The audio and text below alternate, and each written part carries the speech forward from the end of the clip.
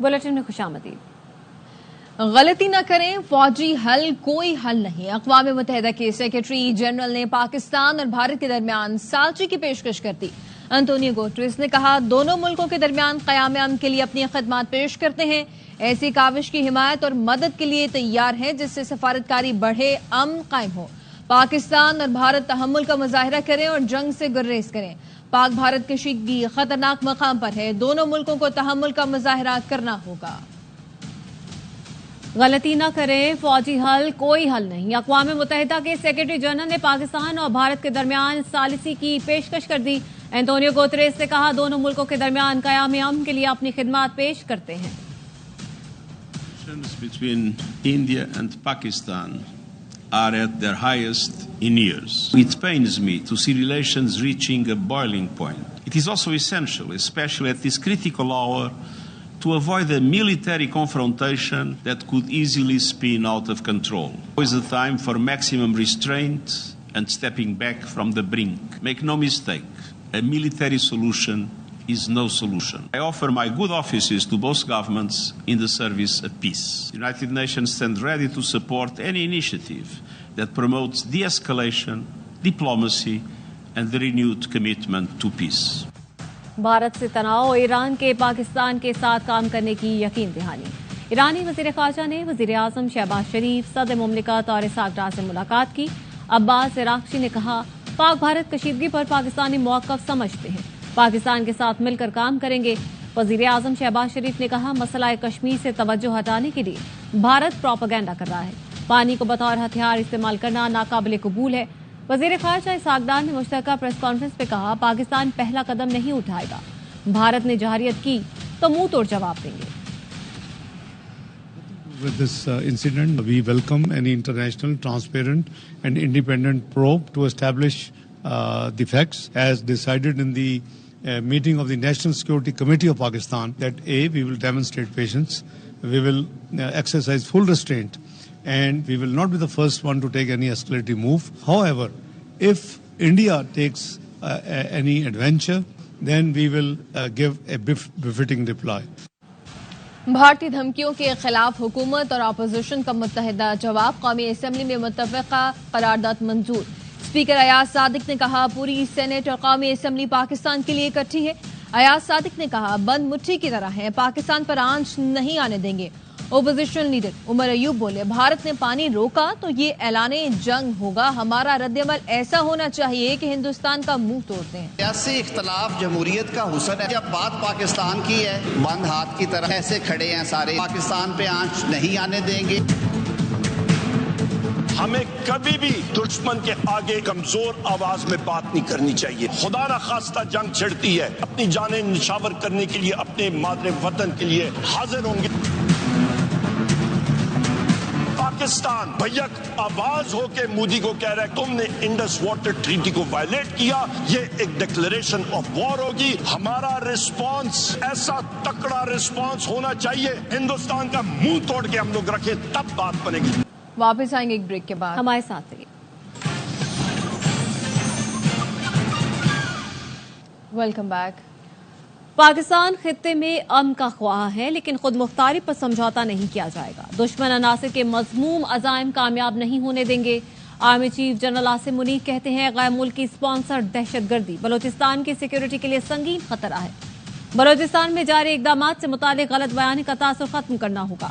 G H Q کا دورہ کرنے والے نیشنل ورکشاپ بلوچستان کے شرکاء سے آرمی چیف نے کہا ترقیاتی منصوبوں کے ثمرات بلوچستان والوں کو ملنا شروع ہو گئے، سول سوسائٹی بلوچستان کے عوام میں آگاہی پیدا کر رہی ہے، بلوچستان کے نوجوان ترقی کے عمل میں کردار ادا کریں، بلوچ شناخت کے نام پر دہشت گردی پھیلانے والے عناصر بلوچ قوم کی بدنامی کا سبب ہیں۔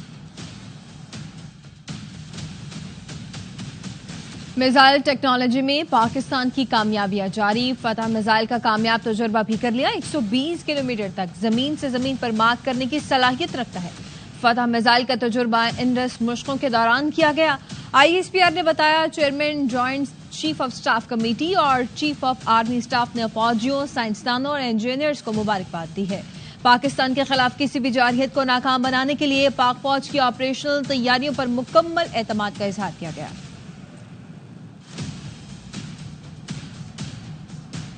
आपको बताएं कि लाहौर में टीम सरेआम की बड़ी कार्रवाई। ARY न्यूज की टीम सरेआम ने 12 मोकवी बच्चियां बाजियाब करा दी। टीम सरेआम ने गिरोह के सरगना को बच्ची फरोख्त करते रंगे हाथों पकड़ा।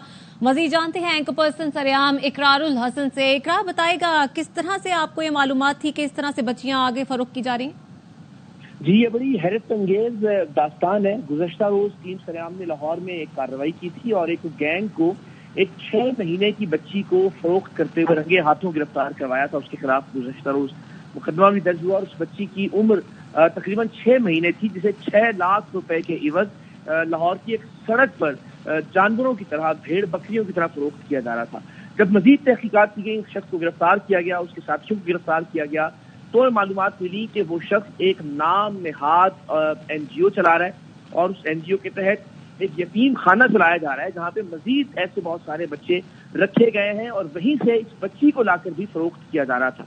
ज़ाहिर जिससे खदशात ने जन्म लिया और फिर आज चाइल्ड प्रोटेक्शन ब्यूरो की टीम ने टीम सरेआम की इस कार्रवाई की बुनियाद पर मुतल्लिका जज साहब से सर्च वारंट हासिल किया और जब टीम सरेआम उस शख्स के जो कि बच्चियां बेचने में मुलव्विस था, उसके इस नाम नेहाद NGO के यतीम खाने में पहुंचे तो हमने वहां देखा कि वहां पे बिल्कुल एक ऐसी कैफियत थी कि जिस तरह एक जिंदान होता है, एक उखुबत खाना होता है, उस तरह से बच्चियों को रखा गया था जिनकी उम्रें 10, 12, 15 बरस तक भी थी।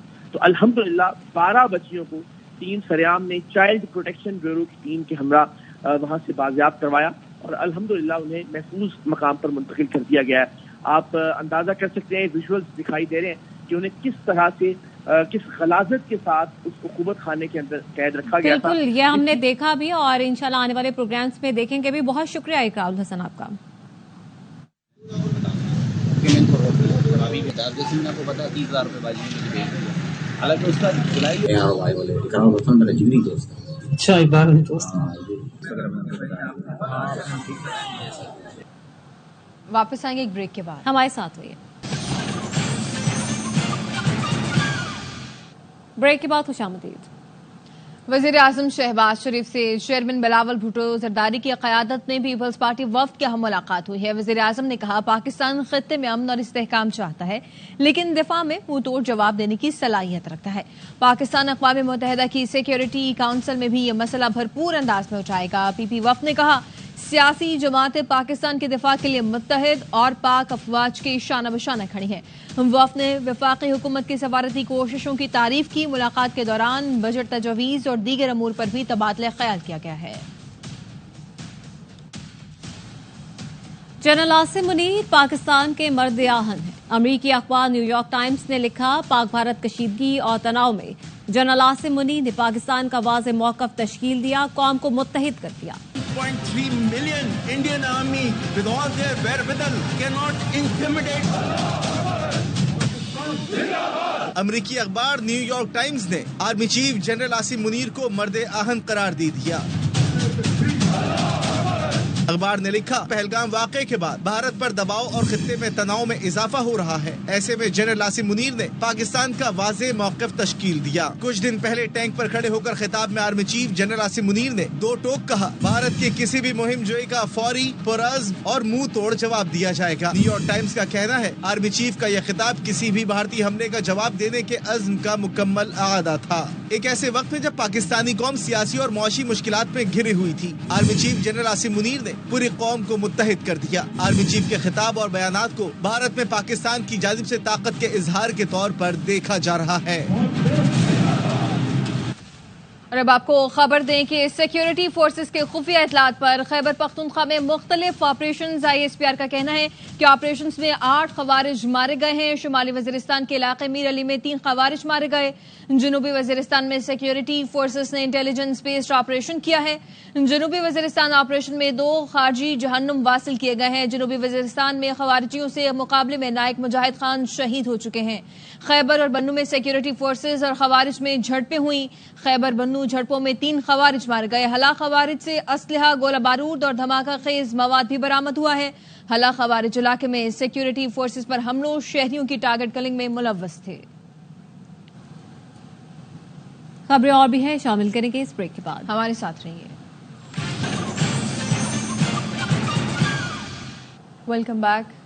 आपको खबर दें कि वजीर आजम शहबाज शरीफ और यूएन सेक्रेटरी जनरल के दरमियान टेलीफोनिक राबता हुआ है। वजीर आजम का पहलगाम वाक़ये की आजादाना गैर जानिबदाराना तहकीकात की पेशकश का इयादा। भारत इश्तियाल अंगेजी और जंग को हवा देने का सिलसिला जारी रखे हुए है। वजीर आजम का टेलीफोनिक राब्ते में यह कहना था। यूएन सेक्रेटरी जनरल का कशीदगी में कमी के लिए राब्ते में रहने के आज़म का इजहार। क्रिप्टो करेंसी की आलमी मार्केट में पाकिस्तान कदम रखने को तैयार। 50 दिन पहले बनने वाली क्रिप्टो काउंसिल की अहम कामयाबियां बाइनेंस, वर्ल्ड लिबर्टी फाइनेंशियल के साथ इश्तराक और क्रिप्टो माइनिंग स्ट्रेटेजी ने भारत को भी दंग कर दिया है।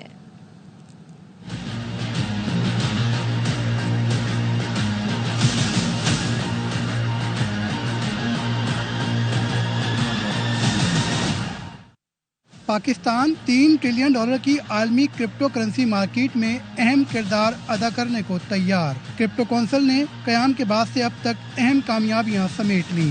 क्रिप्टो काउंसिल के मुताबिक बाइनेंस के बानी CZ की बतौर स्ट्रेटेजिक एडवाइजर तकर्रुरी अहम संग मील साबित हुई।